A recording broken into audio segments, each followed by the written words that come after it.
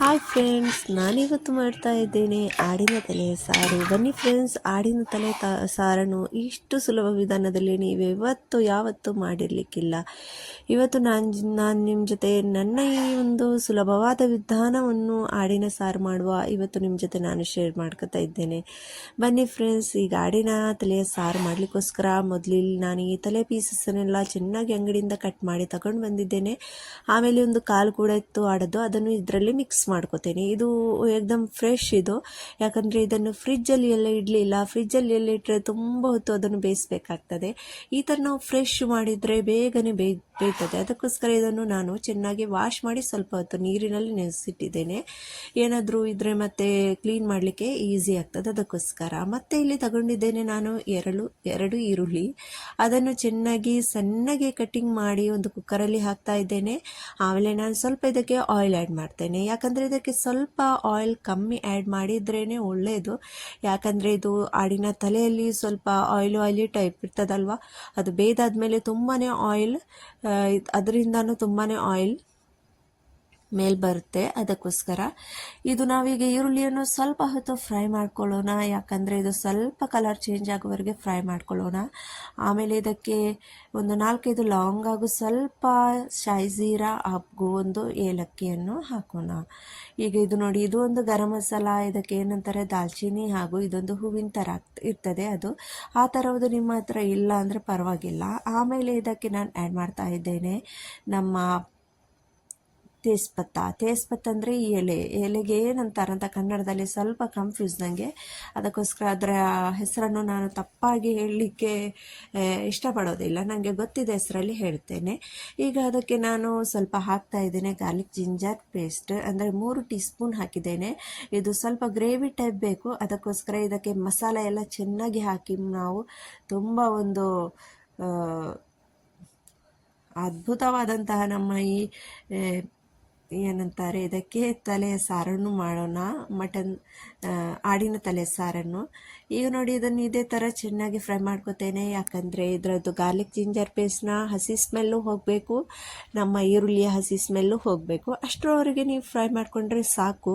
ಈಗ ನಾನು ಇದಕ್ಕೆ ಅರ್ಧ ಟೀ ಸ್ಪೂನ್ ಹಾಕ್ತಾ ಇದ್ದೇನೆ ಅರಿಶಿನ ಹುಡಿ ಹಾಗೂ ಇಲ್ಲಿ ಮೆಣಸಿನ ಹುಡಿ, ಕಾಶ್ಮೀರಿ ಲಾಲ್ ಮಿರ್ಚಿ ಪೌಡರ್ ಹೇಳ್ತಾರಲ್ವ, ಅದು ಇದು. ನಿಮ್ಮ ಜೊತೆ ಈ ಥರ ಹುಡಿ ಇಲ್ಲ ಅಂದರೆ ಹೇಗೆ ನೀವು ಕಡೆದು ಹಾಕ್ತೀರಾ ಆ ಥರನೂ ಹಾಕ್ಬೋದು. ಹುಡಿ ಹಾಕಿದರೆ ಚೆನ್ನಾಗಿರ್ತದೆ ಫ್ರೆಂಡ್ಸು. ಹುಡಿ ನಾನು ಖಾರದ ಲೆಕ್ಕದಲ್ಲಿ ಹಾಕಿದ್ದೇನೆ, ನಾನು ಎಷ್ಟು ಖಾರ ಬೇಕೋ ಅದರ ಲೆಕ್ಕದಲ್ಲಿ. ಈಗ ಹುಡಿ ಹಾಕಿದ ತಕ್ಷಣ ಎಣ್ಣೆಗೆ ಸ್ವಲ್ಪ ಹೊತ್ತು 1-2 ನಿಮಿಷ ಫ್ರೈ ಮಾಡ್ಕೊಳ್ಬೇಕು. ಅದನ್ನು ಕರಿಲಿಕ್ಕೆ ಬಿಡಬಾರ್ದು. ಮತ್ತು ಸ್ವಲ್ಪ ಈ ಥರ ಫ್ರೈ ಮಾಡಿ ಆದಮೇಲೆ ಅದಕ್ಕೆ ನಾನು ಹಾಕ್ತಾ ಇದ್ದೀನಿ ಈಗ ಈ ತಲೆ ಪೀಸಸ್. ನೋಡಿ, ಇದು ತುಂಬಾ ಬೇಗ ಬೇಯ್ತದೆ, ಯಾಕಂದರೆ ಈಗ ತಂದದ್ದಷ್ಟೇ, ತಂದ ತಕ್ಷಣ ನಾನು ಅದನ್ನು ಈಗ ಸಾರು ಮಾಡಲಿಕ್ಕೆ ರೆಡಿ ಮಾಡ್ತಾ ಇದ್ದೇನೆ. ಫ್ರಿಜ್ಜಲ್ಲಿ ಇಟ್ಟರೆ ತುಂಬಾ ಕಿರಿಕಿರಿ ಅದು, ಮತ್ತೆ ಎಷ್ಟು ಅದಕ್ಕೆ ಸಿಟ್ಟಿಂಗ್ ಹಾಕಿದ್ರು ಅದು ಬೇಯೋದೇ ಇಲ್ಲ, ಎಷ್ಟು ವಿಸಿಲ್ ಬಂದರು. ಈಗ ಸ್ವಲ್ಪ ಹಾಕ್ತಾ ಇದ್ದೇನೆ 1 ಟೀ ಸ್ಪೂನಷ್ಟು ಕೊತ್ತಂಬರಿ ಹುಡಿ.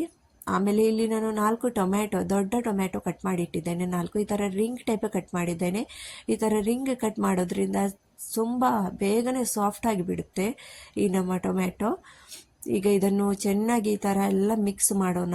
ಸ್ವಲ್ಪ ಹೊತ್ತು ಇದೇ ಥರ ನಾವು ಚಮಚ ಆಡಿಸ್ತಾ ಇಡೋಣ ಇದರಲ್ಲಿ. ನೋಡಿ, ಇದೇ ಥರ ಸ್ವಲ್ಪ ಸಾಫ್ಟು ಆಯಿತು ಈ ಟೊಮ್ಯಾಟೊ. ಈಗ ನಾವು ರುಚಿಗೆ ತಕ್ಕಷ್ಟು ಸ್ವಲ್ಪ ಉಪ್ಪು ಹಾಕೋಣ.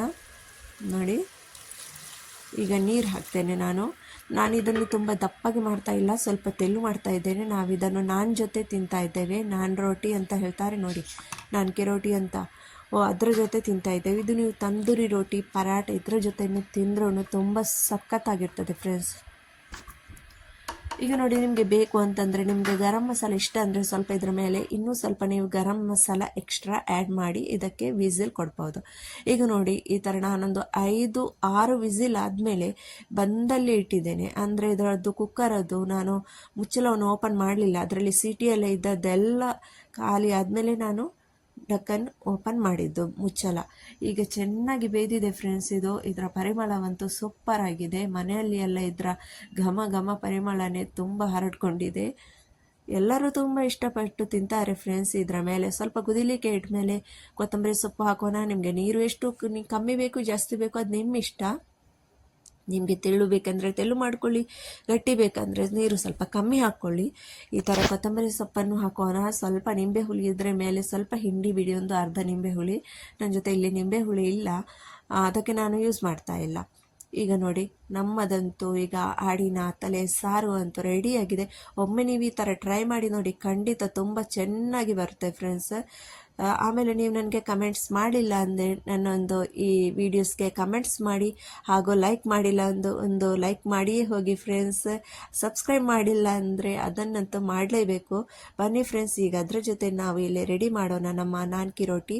ನೋಡಿ, ಈ ರೋಟಿ ಅಂತೂ ಇದರ ಜೊತೆ ಕಾಂಬಿನೇಷನ್ ತುಂಬಾ ಸೂಪರ್ ಆಗಿರ್ತದೆ. ಇದಂತೂ ಎಲ್ಲ ಕಡೆಯೂ ಸಿಗ್ತದೆ. ನೀವು ಒಮ್ಮೆ ಇದನ್ನು ಟ್ರೈ ಮಾಡಿ, ಈ ಥರ ನೀವು ರೊಟ್ಟಿಯೊಂದಿಗೆ ತಿನ್ನಿ.